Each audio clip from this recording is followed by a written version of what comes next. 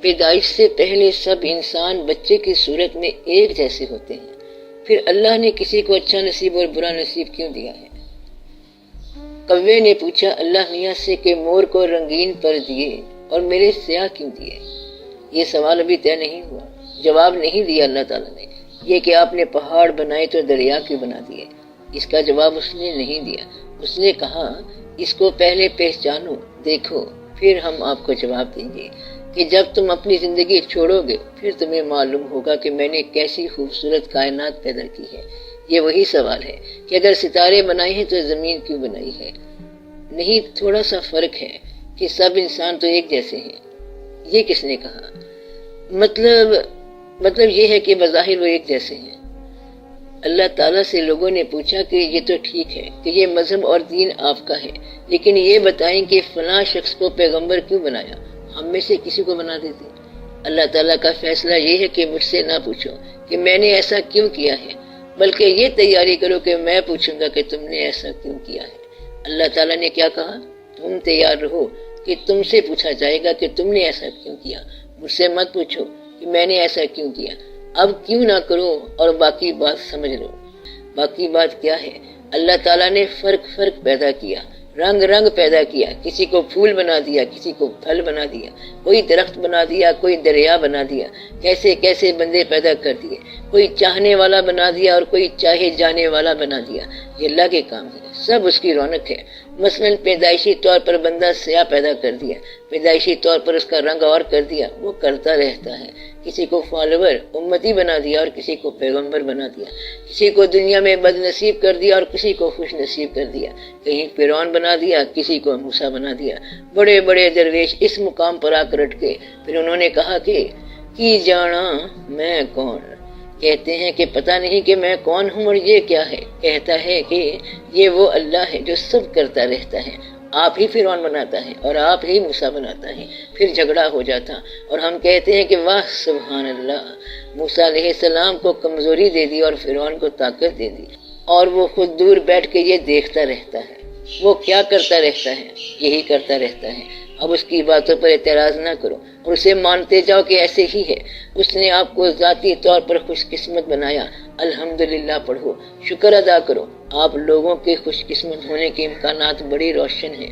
آپ لوگوں کو اللہ نے بڑا فیض عطا کر دیا کہ اپنے پیغمبر صلی اللہ علیہ وسلم کی امت سے پیدا کر دیا۔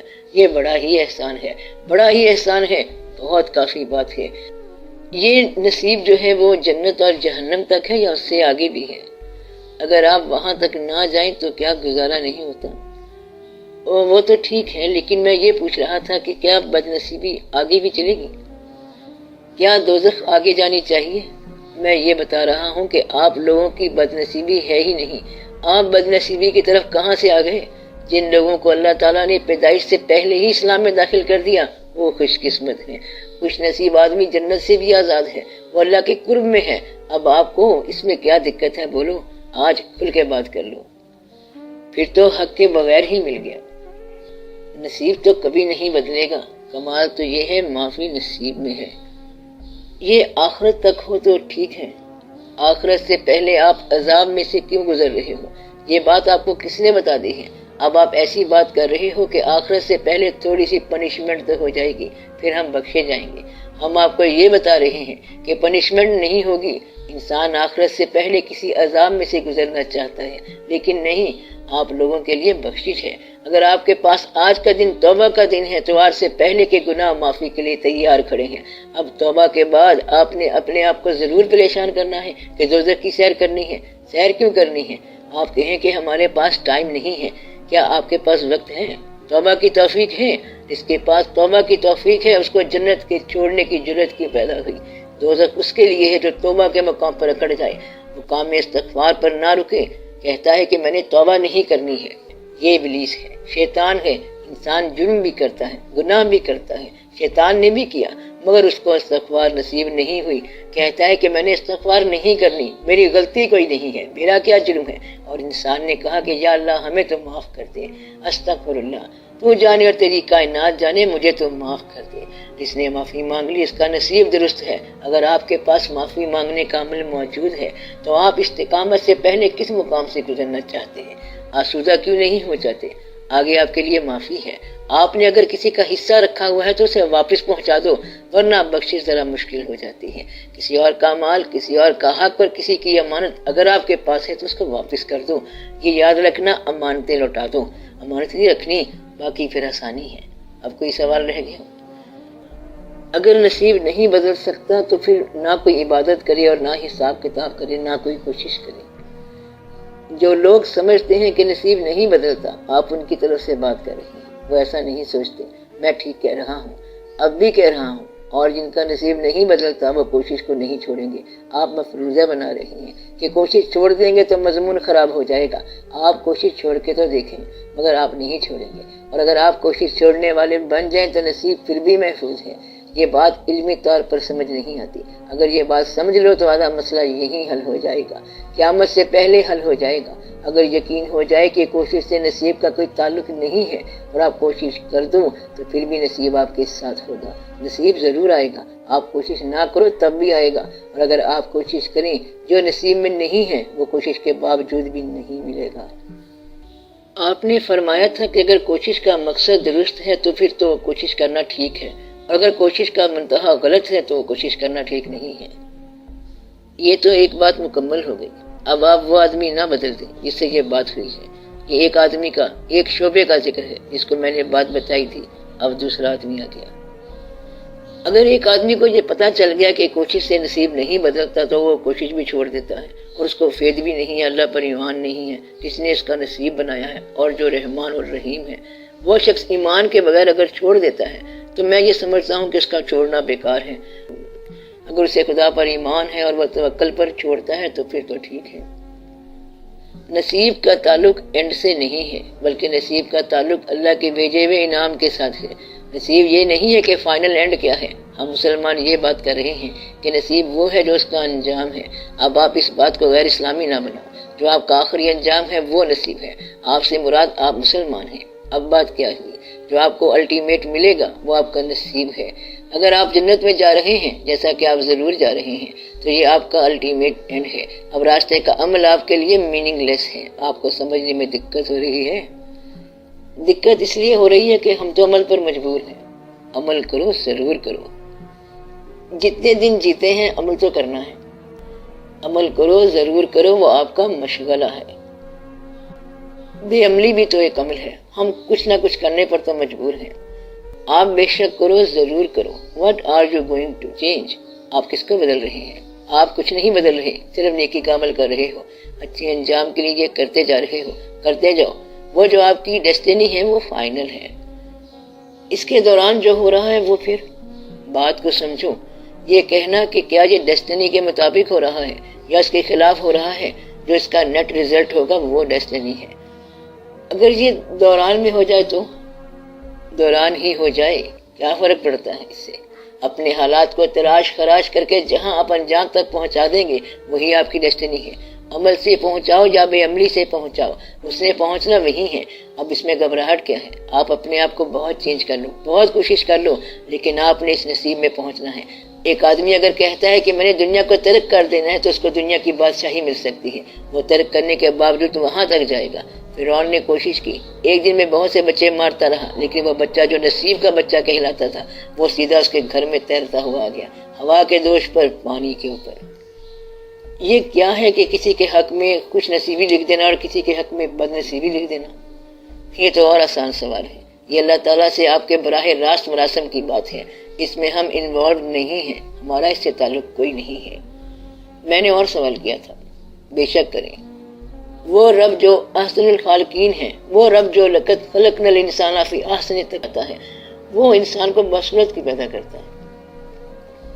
وہ رحمان اور رحیم رب جو ہے، وہ غفور الرحیم جو ہے، اس کی اور بھی صفات ہیں۔ آپ ذرا اس پہ غور کریں۔ صفات میں کچھ وزنی بات بھی ہے، کچھ واقعات اور بھی ہیں، بلکہ اس کی صفات میں ایک لفظ منتقم بھی ہے، عزت دینے والا بھی ہے، اور اس کا اپنا نشان ہے کہ ذلت دینے والا بھی وہی ہے، مذل عظیم بھی وہی ہے۔ اس اللہ کو اس ذہن سے مانپا جو ذہن اپنے آپ کو بھی نہیں مانپ سکا، یہ انصاف سے بعید ہے۔ بے شک یہ زیادہ بعید ہو سکتا ہے، لیکن یہاں سوال پیدا ہوا ہے نصیب کا۔ اس صورت میں دل میں یہ سوال آتا ہے کہ جو کم نصیب انسان ہے اس کو کس نے کم نصیب کہا ہے؟ اس دنیا میں رہتے ہوئے بہت سے لوگ ہیں جن کے نصیب اچھے نہیں ہیں۔ پہلے آپ نصیب کو سمجھ لیں، آپ نصیب کو سمجھ نہیں رہے۔ اگر ایک انسان دنیا میں بادشاہ ہے، با اختیار ہے، بڑا صاحب اقتدار ہے اور وہ فرعون ہے تو ہمارے خیال میں وہ بد نصیب ہے۔ نصیب کا تعلق آخرت کی فلاح سے ہے۔ اب بتاؤ کہ کون سا رنگ ہے جو اس کی فلاح میں رکاوٹ بن رہا ہے؟ کالا رنگ نہیں ہے۔ کون سی غریبی ہے جو آخرت کی راہ میں رکاوٹ بنی ہوئی ہے؟ یہ چانسز اور چوائسز آپ لوگوں کے اپنے بنے ہوئے ہیں۔ فلاح کے لیے کہیں بھی رکاوٹ نہیں ہے، کوئی شے رکاوٹ نہیں ہے۔ یہ جو آپ سمجھ رہے ہیں یہ یہاں کی دنیا کی رکاوٹیں ہیں اور اس کا تعلق اصل بات سے نہیں ہے۔ یہ تو آپ کے اپنے پہناوے ہیں، یہ کہ کہاں بیٹھو اور کیا کھاؤ، کیا کرو اور کیا نہ کرو۔ جس طرح ایک سفر ہو اور آپ گاڑی خریدتے جاؤ، الٹیمیٹ انجام تو یہ ہے کہ سفر کا اینڈ ہو جائے گا، آخر مسجد جاؤ گے۔ کیا اللہ نے کہا ہے کہ میں تمہیں انصاف کر کے دوں گا، میں تمہیں اس کائنات کو برابر پیدا کر دوں گا؟ وہ تو آسمان کو بنانے والا ہے، زمین کو بنانے والا ہے، رفتوں کو بنانے والا ہے، پشتیوں کو بنانے والا ہے، دن کے ساتھ رات بنانے والا ہے۔ اس نے کب کہا ہے کہ میں برابری پیدا کروں گا؟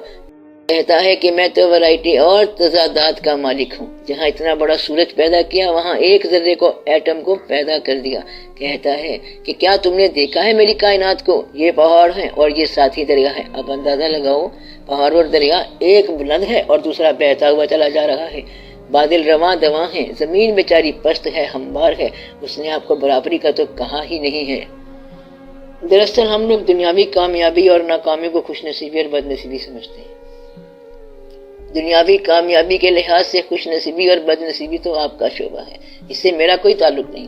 اگر ایک آدمی دنیاوی طور پر خوش نصیب ہے اور انجام میں بد نصیب ہے تو اس سے میرا کیا تعلق ہے؟ یہ تو آپ کے اپنے حاصل ہیں۔ جن حالات میں انسان پیدا ہوتے ہیں، بعض اوقات پورے طبقات پیدا ہوتے ہیں، بعض پورے کے پورے ملک پیدا ہوتے ہیں، ان کا انجام بھی اچھا نہیں ہوتا، ان کی عاقبت بھی اچھی نہیں ہوتی۔ اس کے مقابلے میں ایسے لوگ بھی پیدا ہوتے ہیں جو شکل سے لے کے، عقل سے لے کے، اقتدار سے لے کے، عروج سے لے کے عاقبت بھی اچھی لے جاتے ہیں۔ ایک شخص کو درد انگیز کیفیت میں کیوں پیدا کیا جاتا ہے اور دوسرے شخص کو کیوں ایک خوبصورت ماحول میں پیدا کیا جاتا ہے؟ یہ کوئی درد انگیز کیفیت نہیں ہے، یہ کیفیت صرف اس وقت درد انگیز محسوس ہوتی ہے جب آپ ڈیسٹنی کا کوئی مفروضہ بنا لیں اور اس مفروضے کو کسی مفروضہ کوشش سے آپ آگے پیچھے کرنا چاہیں۔ اس نے آپ کو ایک خاص نظام کے تحت پیدا کیا ہے اور ایک خاص مدت کے بعد آپ کے کام کے بیچوں بیچ اس نے واپس بلا لینا ہے۔ کام کے دوران واپس بلا لینا ہے۔ پہلے اس سے پوچھو کہ تم نے بھیجا کیوں ہے، پھر پوچھو کہ اس وقت واپس کیوں بلاتا ہے۔ اس ڈیوریشن کے اندر جہاں آغاز پابند ہے، جہاں انجام پابند ہے، وہاں تم کتنی آزادی حاصل کر سکتے ہو؟ جو یہ دو اینڈز قابو میں رکھنے والا ہے اس نے تمہیں بھیجا ہے۔ جب تک بھیجنے والے کا پتہ نہ چلے تو بھیجی ہوئی شے اپنا کیا حساب کر رہی ہے؟ یہ نصیب ہے، یہ خاص وقت پر چلے جانا ہے، اور درمیان میں جو تمہاری کوششیں ہیں وہ ساری کی ساری اپنی جگہ پر بجا ہیں، انہیں ہونے دو۔ نصیب کیا ہے؟ یہی نصیب ہے، اس کا اچھا نصیب ہے۔ اللہ تعالیٰ کہتا ہے کہ میں عزت دیتا ہوں، اور گویا کہ عزت حاصل کرنے کی تمہاری جو کوششیں ہیں وہ بھی اس نے دی ہوئی ہیں۔ ہو سکتا ہے کہ تمہیں کوشش سے عزت ملے، اور یہ بھی ہو سکتا ہے کہ کوشش کے بغیر ہی عزت مل جائے۔ یہ اس دنیا کی بات ہے، میں دنیا ہی کی بات کر رہا ہوں، دنیا سے باہر کی بات نہیں کر رہا۔ اس دنیا میں کوشش کے بغیر عزت مل سکتی ہے، اور جو کوشش سے عزت ملتی ہے وہ بھی اللہ تعالیٰ کی طرف سے ملتی ہے۔ اب یہ جو ذلت والی بات ہے، یہ سمجھنے والی بات ہے کہ ایسے کیوں ہوتا ہے، یہ بھی ایک سوال ہے کہ اللہ تعالیٰ نے کافروں کو مسلمان کیوں نہیں کیا، یہ بھی سوال ہے۔ اللہ اگر اسلام کو چاہتا ہے تو پھر کافروں کو کیوں طاقت دیتا ہے، یہ بھی سوال ہے۔ مگر اللہ تعالیٰ سے آج تک کسی نے نہیں پوچھا، شیطان نے پوچھا تھا کہ میں نے تو آدم علیہ السلام کو گمراہ کیا تھا، مگر مجھے کس نے گمراہ کیا تھا؟ اللہ نے کہا کہ تو ابلیس ہے، تو گیٹ آؤٹ ہو جا۔ آپ سمجھے بات؟ یہ سوال اللہ تعالیٰ سے یوں نہیں پوچھتے۔ آپ کے پاس کوشش ہے تو آپ کرتے جاؤ، انجام اچھا سوچو، نیت اچھی رکھو اور کوشش کرتے جاؤ۔ آپ کا نصیب، ڈیسٹنی مکمل ہے۔ اللہ تعالیٰ کے پاس فی کتاب مکنون وہاں لکھا ہوا ہے، تیار ہے، اسے معلوم ہے۔ کیا اس میں کوئی دقت ہے؟ آپ نصیب کو مان لو اور کوشش آپ کرتے جاؤ۔ میں یہ کہہ رہا ہوں کہ اصرار نہ کرنا، تکرار نہ کرنا۔ اگر نصیب نے بدلنا ہی نہیں ہے تو کوشش کرنے کی کیا ضرورت ہے؟ بدلنے کے بارے میں دوبارہ میں بتا رہا ہوں کہ اگر نصیب بدل گیا تو پھر دو نصیب ہوں گے، تبدیلی سے پہلے اور تبدیلی کے بعد۔ تبدیلی سے پہلے وہ نصیب تھا جو ہم سمجھتے تھے کہ بدلنا چاہیے، اب فرق واضح ہوا۔ جس کو ہم نصیب سمجھتے ہیں وہ نصیب نہیں ہے۔ یہی تو میں بار بار کہہ رہا ہوں کہ جسے ہم سمجھ رہے ہیں وہ نصیب نہیں ہے، بلکہ جو اللہ دے رہا ہے وہ نصیب ہے، وہ فائنل ہوتا ہے۔ کیا اس میں کوشش اور دعا شامل ہے؟ وہ اگر نہ ہو پھر بھی فائنل ہے۔ آپ کے ساتھ دعا ہے اور آپ کے ساتھ کوشش ہے، اور دوسرے آدمی وہاں بغیر کوشش کے پہنچ جائیں گے۔ پتہ نہیں کس کی دعا سے پہنچیں گے، وہ آپ کی دعا سے پہنچیں گے۔ آپ بچوں والی بات کرتے ہیں، بہرحال وہ پہنچ گئے۔ اگر آپ کو دعا بھی مل جائے تو بھی اللہ کے فضل سے پہنچیں گے۔ یہاں جھگڑا یہ ہے کہ وہ کہتا ہے کہ میں نے کوشش سے حاصل کیا ہے۔ کوشش دینے کا جذبہ بھی اللہ کا ہے۔ مسافر کا سفر عطائی منزل ہے، کیا کہا؟ جو مسافر کا سفر ہے اور سفر کوششیں ہیں، یہ ساری منزل کی عطا ہیں۔ منزل خود ہی جذبہ سفر عطا فرماتی ہے۔ اب بات آسان ہو گئی کہ تم منزل پر پہنچ گئے، اور جب پوچھا کہ جو سفر کیا تھا وہ کیا ہے، کہتا ہے کہ وہ ہم نے عطا کیا تھا۔ کبھی آپ منزل پر پہنچ جاؤ، کبھی آپ منزل پر پہنچ جاؤ، اللہ کرے پہنچ جاؤ۔ اور اگر منزل بولنے والی ہو تو آپ اس سے پوچھو کہ میں نے یہاں تک بڑی محنت کی ہے، خاص طور پر جب اس پہاڑی پر چڑھے تو بڑی مشکل تھی، بڑی ہی مشکل سے ہم پہنچے۔ وہ کہے گا کہ وہاں سے ہم نے تمہیں راستہ بتا دیا تھا، تم کہو گے جی ہاں۔ وہ کہے گا ہم خود ہی ساتھ تھے۔ کہتا ہے کہ ہم وہاں ایک دریا سے گزرے، وہ آگ کا دریا تھا، ہم آپ کی یاد میں چلتے آئے۔ وہ کہتا ہے کہ تمہیں محفوظ کرنے والا جو واقعہ ہوا وہ ہم خود ہی تھے۔ تم کہو گے کہ آپ یہاں ہیں یا آپ وہاں ہیں۔ وہ کہتا ہے کہ ہم یہاں ہیں، ہم وہاں ہیں، ہم تیرے ساتھ ہی رواں دواں ہیں۔ آپ کو بات سمجھ آ رہی ہے؟ یہ منزل وہ ہے جس میں منزل خود ہی مسافر کی ہم سفر ہوتی ہے۔ یہ منزل وہ ہے جہاں پہ منزل خود ہم سفر ہوتی ہے۔ یہ منزل دل ہے۔ یہ کون سی منزل ہے؟ یہ دل کی منزل ہے۔ آپ اگر پی ایچ ڈی کرو گے تو ڈاکٹر کہلاؤ گے، یہ تو آسان سی بات ہے، اس میں کسی کو کیا دخل ہے؟ کہتا ہے کہ اب مجھے سروس چاہیے تو وہ قانون کے مطابق کر لو، اس کے لیے آپ کوشش کرتے رہتے ہو اور پھر نوکری مل جاتی ہے۔ کہتا ہے کہ میں نے MBA کیا ہے تب جا کے مجھے سروس ملی ہے، آپ یہ کرتے رہو۔ نہ یہ منزل ہے اور نہ وہ کوشش ہے۔ ہم جس منزل کی بات کر رہے ہیں اس میں کوئی ہوتی ہے۔ کس کوشش سے تم نے محبوب کو محبوب کہا؟ وہ تو بنا بنایا محبوب ملا، اور چاہنے والا دل بنا بنایا ملا، اور پھر سارے کا سارا راستہ بنا بنایا ملا، محبت نامہ بنا بنایا ملا۔ کیا ملے گا؟ سراغ منزل دل، ہم سفر ہو گئی ہو جب منزل، اس لیے سراغ نہیں ملتا، پھر نصیب کیا ہے؟ کیا کوشش اور کیا نہ کوشش، کیا نصیب اور کیا نہ نصیب، آپ اس سے بھی نکل جاؤ۔ وہ جو آپ بات کر رہے ہیں وہ اپنی جگہ پر ہے کہ BSc کی ہے، MSc کب کی ہے، PhD کیا ہوتی ہے اور ڈاکٹریٹ کیا ہوتی ہے، چھوڑ دو اس کو۔ اللہ تعالیٰ آپ کی نوکریاں قائم رکھے، یہ تو قانون ہے، چلتا جائے گا، اس میں میں کیا دخل دوں؟ میں یہ کہتا ہوں کہ دل کو دل بری کے ساتھ جو نسبت ہے وہ نصیب ہے، اس میں کوشش کا کوئی دخل نہیں۔ دل کو دل بر سے جو نسبت ہے اس میں کوشش کا کوئی دخل نہیں ہے۔ اب اس میں میں کیا کروں؟ اس کے لیے دعا ہے۔ بڑی کوشش کرو تب بھی کوشش سے آج تک کوئی محبوب نہیں بنا۔ کسی نے بڑی کوشش کی کہ کوئی محبوب بن جائے، مگر اسے وہ کہتا ہے کہ وہ چاہنے والا دوسرے کا محبوب بنے گا، کہ وہ چاہنے والا دوسرے کا محبوب بنے گا۔ اب یہاں پر کوشش کیا کرے گی؟ اس لیے نقلی محبوب، نقلی محب اور نقلی محبتیں ہوں گی تو روز جھگڑے ہوں گے۔ یہ واقعہ ہے آپ کی تباہی کا کہ محبت نقلی، محبوب نقلی، محب نقلی، چاہت نقلی، جھگڑا نقلی، فسادات ہی فسادات ہیں۔ ہر چیز عذاب ہے اور ہر چیز اپنے مقصد سے باہر ہو گئی ہے، وفا بھی نقلی ہو گئی ہے۔ نتیجہ یہ ہے جو آپ کے سامنے ہے کہ کوئی کسی کا ساتھی نہیں ہے، کوئی کسی کے ساتھ نہیں ہے۔ پھر نصیب کیا ہے؟ ازلی ازل کیا ہوتا ہے؟ جو مل کے رہے، نہ چاہو تب بھی مل کر رہے۔ آپ نیگیٹو کوشش کرو اور رزلٹ پازیٹیو ملے، میں اس کو نصیب کہہ رہا ہوں۔ اور ایسا ہے اور ایسا ہوتا ہے اور ایسا ہوگا اور ایسا ہو کے رہتا ہے۔ کوشش چاہے خلاف ہو مگر تقدیر پھر سامنے ہے، وہ نصیب ہے۔ ایک جگہ بم گر رہے تھے، ایک آدمی بھاگ کے پشاور چلا گیا، اتفاق سے وہاں بم گر گیا۔ نصیب تمہارا استقبال کرتا ہے، نصیب ہی تمہیں روانہ کرتا ہے، اور نصیب ہی آگے سے تمہارا استقبال کرتا ہے۔ اس لیے غور کرو کہ اس سفر پر روانہ کرنے والا ہی تھا جو آگے منزل پر استقبال کرنے والا ہے۔ یہ بالکل صحیح بات ہے۔ آپ ذرا مشاہدہ کر کے دیکھو تو آپ کو معلوم ہو جائے گا۔ آپ کو کبھی ایسا انسان مل جائے جس کی وجہ سے آپ نے سفر کیا ہو، اور جو باعث سفر ہو، اور جو ہمراہ سفر ہو، اور اگر منزل پر بھی وہ اویلیبل ہو اور آپ کی کیفیت وہ بیان کرے تو پھر بات بن جاتی ہے۔ ایسا ہو جائے گا تو نصیب کیا ہے؟ کوششوں سے آزاد ہے۔ نصیب کیا ہے؟ جو تم پیدائش سے لے کے آئے ہو وہ پہچان لے گا اور کہے گا کہ یہ وہ ہے، کہے گا اچھا آپ آ گئے، ہم آپ کا انتظار کر رہے تھے۔ وہ کیسے انتظار کر رہا تھا اسے پتا ہوتا ہے۔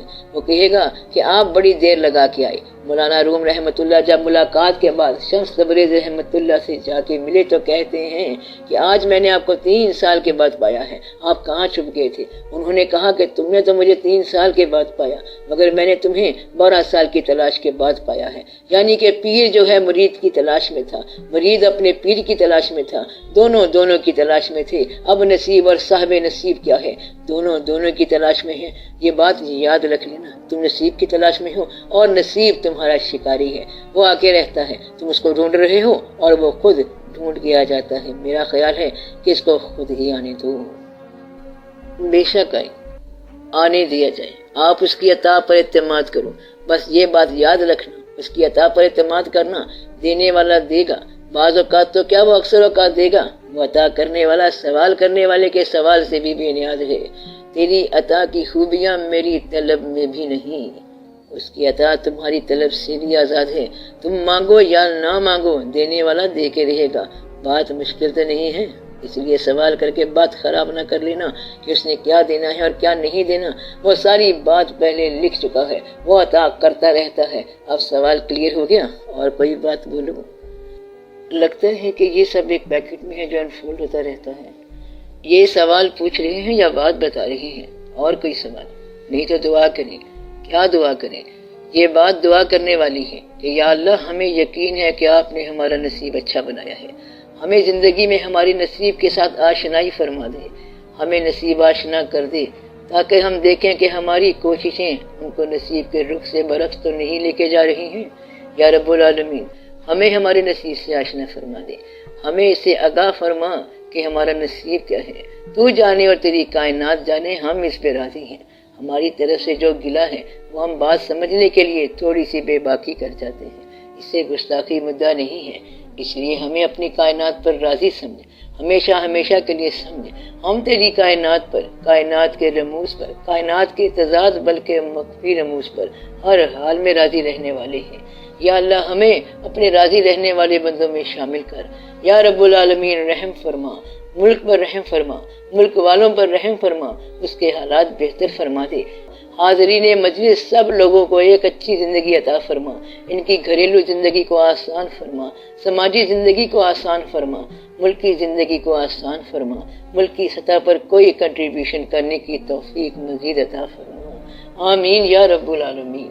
صلی اللہ تعالی علی خیر خلقہ و نور عرشہ و اصحاب اجمعین۔ آمین برحمتک یا ارحم الراحمین۔